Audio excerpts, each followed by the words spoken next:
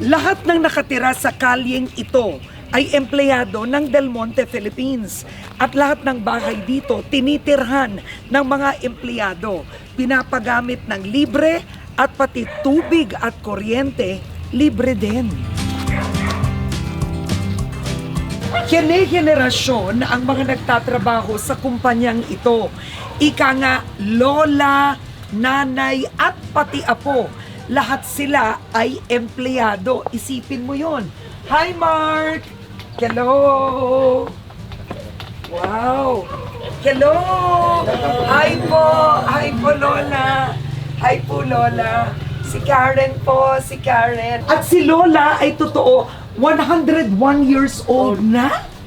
Yes po, ma'am, 101 years old. noong August 25 po. Ang lakas nyo naman. Empleyado kayo ng Del Monte noon?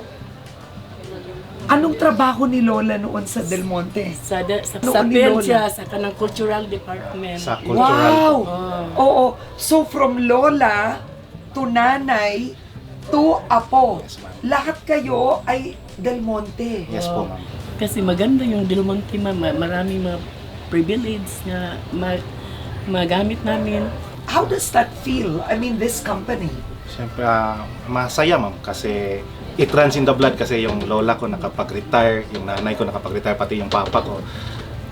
And sa side ko po, hopefully makapag-retire din ako dito.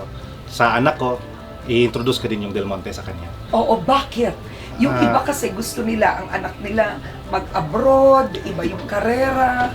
Dati, nakapag-graduate ako sa Manila pero umuwi talaga ako dito kasi gusto ko magtrabaho talaga dito po sa Del Monte. Yung ano po, ma'am, security po.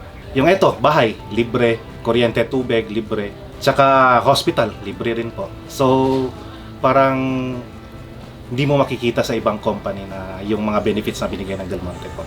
Kaya yun po parang binabalik-balikan.